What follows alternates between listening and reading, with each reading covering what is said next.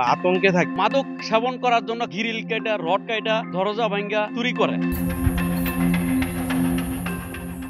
রাজধানীর পূর্বাচল উপশহরে ফের চুরির ঘটনা ঘটেছে। ২৭ নম্বর সেক্টরের ২০৬ নম্বর রোডের ৩৫ ও ২১ নম্বর প্লটে নির্মাণাধীন একটি ভবন থেকে চুরি হয়েছে রড ও সিমেন্ট। প্লটদ্বয়ের মালিক চিকিৎসক নজরুল হক জানান, ক্ষয়ক্ষতির পরিমাণ ১ লাখ টাকা।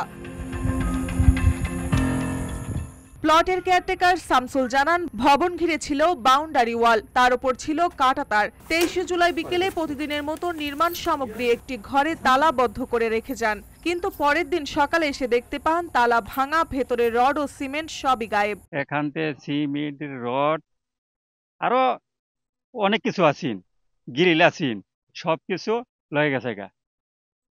দরজা জানালা এগুলি ভাঙ্গা হয়ে লয়ে গেছে। এরপরে রড, অনেক রড নিচে হিনতে ১৫-২০ টনের মতন লয়ে গেছে গা। আমি সারাদিন এখানে থাকি, আমি রাত্রে এখানে আর আমি থাকতে পারি না। কিভাবে আমরা এখানে করব? RICL TMX, যুগের পর যুগ স্থাপনা থাকে মজবুত। চুরির ঘটনায় উদ্বেগ জানিয়ে প্লট ব্যবস্থাপক সালাউদ্দিন খান বলেন, পূর্বাচলের রাত মানে অনিরাপত্তা, দিনে যতটা প্রাণ রাতে ততটাই ভৌতিক। এমন চুরি ডাকাতি বেড়ে চলায় বিনিয়োগকারীদের আগ্রহ কমে যাচ্ছে দিন দিন। মাদক সেবন করার জন্য, খাওয়ার জন্য একজনের গ্রিল কেটা, রড কেটা, দরজা ভাঙ্গা চুরি করে। এই এলাকায় যে নির্জন এলাকা থাকাতে ওদের জন্য সুবিধা হয়। আর আমরা কিভাবে আপনার নিরাপত্তাহীনভাবে আমরা বসবাস করতেছি। আমাদের এলাকায় যারা প্লট পেয়েছে তারা যেন নির্বিঘ্নে আইসা এই জায়গায় বাড়িঘর করতে পারে এবং বসবাস করতে পারে, এই সিকিউরিটিটা আমরা যেন তাদেরকে দিতে পারি। আমাদের রূপগঞ্জ থানা এবং কালীগঞ্জ থানার পক্ষ থেকে ওনাদেরকে যেন আশ্বস্ত করতে পারি যে ওনারা যেন বসবাস করার উপযোগী আছে। কিন্তু কিছু কিছু ক্ষেত্রে গিয়া আপনার এই চোর যারা আছে ওদের থাকার কারণে ওরা নিরাপত্তাহীনভাবে আছে এবং আসতেছে না। স্থানীয়রা বলছেন, চুরি, ছিনতাই এমনকি সশস্ত্র হামলার ঘটনাও নতুন নয় পূর্বাচলে। বহুবার এই বিষয়ে অভিযোগ জানানো হলেও এখনো দৃশ্যমান কোনো স্থায়ী নিরাপত্তা ব্যবস্থা গড়ে ওঠেনি। তারা মনে করেন, এমন অপরাধ প্রবণতা শুধু নির্মাণ কাজেই বাধাগ্রস্ত করে না, বরং গোটা উন্নয়ন প্রকল্পকে প্রশ্নবিদ্ধ করছে। প্রতিনিয়ত চুরি, ছিনতাই, ডাকাতি, খুন, বাইরে থেকে খুন করে আইসা এই জায়গায় ফালাই দিয়ে যাইতেছে। হ্যাঁ, আমরা আতঙ্কে থাকি। রাত্র সন্ধ্যার পরে আমরা পূর্বাচলে রাস্তা দিয়ে বের হইতে কষ্টকর হয়ে যায়। ভয় লাগে যে গুলি করে নাকি হ্যান ত্যান।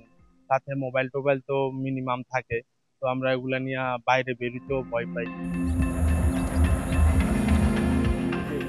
রূপগঞ্জ থানার ভারপ্রাপ্ত কর্মকর্তা ওসি মোহাম্মদ তরিকুল ইসলাম বলেন, এ ধরনের একটি ঘটনার কথা আমাদের জানা আছে।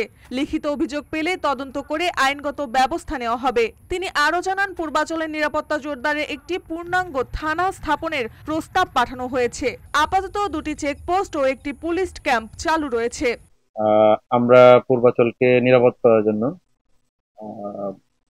2টা চেকপোস্ট, ঢাকা ইনকামিং এবং ঢাকা আউটগোয়িং, 2 জায়গায় 2টা চেকপোস্ট আমরা পরিচালনা করি। পাশাপাশি আমাদের একটা পেট্রোল কাজ করে।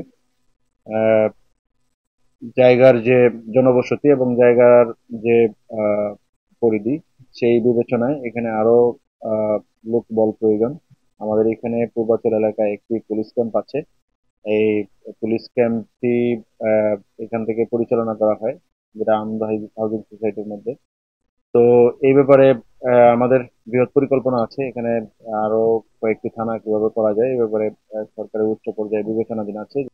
প্রতিদিনই সেনাবাহিনী সহ র্যাব তাদের টহল কার্যক্রম অব্যাহত থাকে এবং বিভিন্ন চেকপোস্ট কার্যক্রম পরিচালনা করা হয়। আমি যতটুকু জানি, আমি এখানে গত 1 মাস 10 দিন হলো জয়েন করলাম। এর মধ্যে আগে বিভিন্ন ধরনের ঘটনা ঘটেছে, যেরকম লাশ ডাম্পিং এর বিষয় ছিল। এখানে আমি আসার পর থেকে এরকম কোনো ঘটনা ঘটেনি। সার্বিকভাবে আইন শৃঙ্খলা পরিস্থিতি ভালো আছে এবং আরো কিভাবে ভালো করা যায় এই ব্যাপারে আমরা আমাদের পুলিশি কার্যক্রমে সচেষ্ট আছি। পূর্বাচলকে ঘিরে যে আধুনিক, নিরাপদ ও স্বপ্নের নগরীর পরিকল্পনা ছিল, তা এখন রাত নামলেই পরিণত হচ্ছে আতঙ্কের শহরে।